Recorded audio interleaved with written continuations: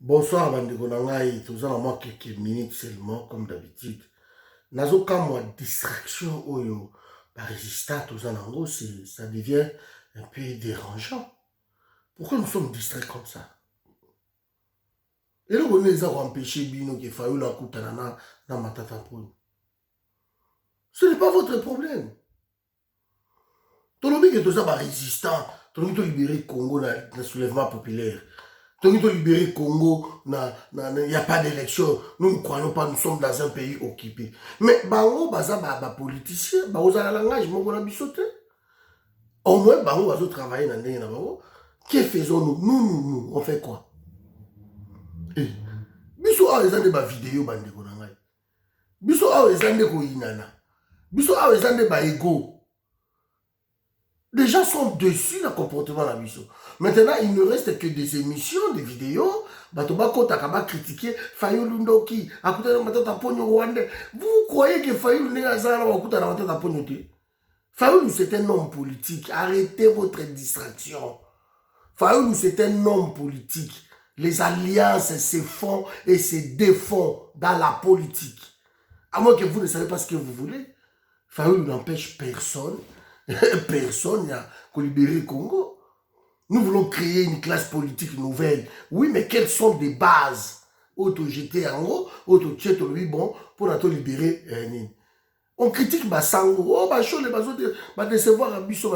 Mais Basango, les bazana, la langage, na bango, oh, et talibisoté. Parce que tu es que Bazaba hypocrite depuis Moukilebanda, l'église catholique. Nous les savons. Et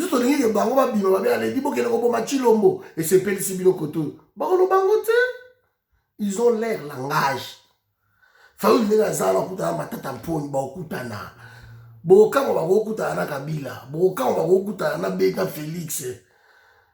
Dans la politique, il n'y a pas d'ennemis jurés, il n'y a que des intérêts.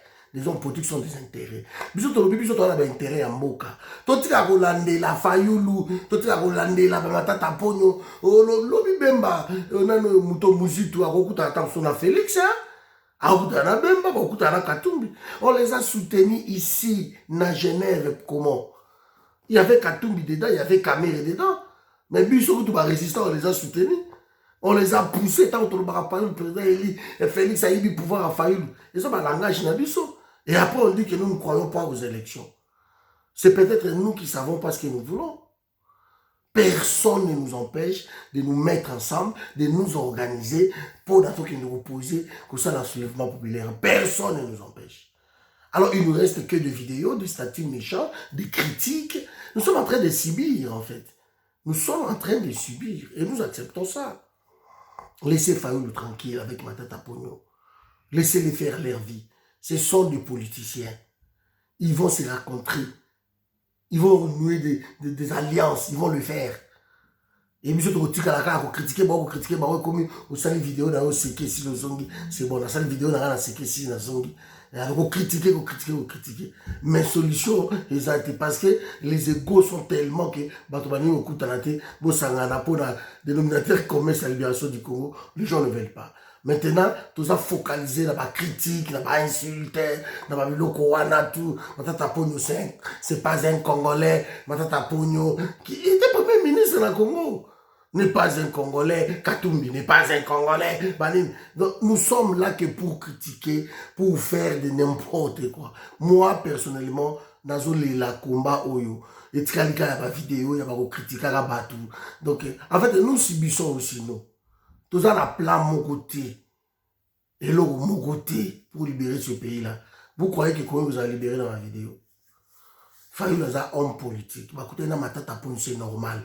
Là, vous avez le même langage que Bissoti. Fayulu est un homme politique. Bob Maboka la Tshisekedi Bob Maya parole bangote bangoto basango et tout consort parce que bango est un politique. Le problème na biso c'est que tolingi ko étudier té toyé baba conteste makambo tchali kambo na place na bango et c'est des politiciens. Même quand nous critiquons Bemba, c'est un politicien. Il a trouvé bon que intérêt na Eza Kota Tshisekedi. Il reste là-bas. C'est comme ça le politique. So la moni simbi kunata ozonga kotoyo bakoluka côté ni ba intérêt politique ezali Les politiciens, ils ont poste, ils ont intérêt. Par contre, biso koto tolobi ke tolingi ba biloko wana te, biso tolobi élection na pays occupé, ba kenaka na ba élection te. Il y a pas de problème. Mais qu'est-ce que tout ça nini pour na toi arrêter? Ba vidéo. Alors là, tu comprends de l'autre côté. Laissez-les faire leur boulot. Si vous voulez vraiment qu'on libère le pays par le soulèvement populaire, parce que nous voulons, nous faisons notre boulot à nous. Mais vous critiquez, vous perdez votre temps. Vous savez, l'émission à 1h du temps, 2h du temps pour les critiquer. Alors que vous perdez votre temps. Qu'est-ce que vous offrez? Nous offrons quoi en alternative? Contrepoids ni to pesi. Pour on va banga. Et là, on alors qu'on arrête un peu ma le papa malin, ça saoule. C'est pas possible, quoi.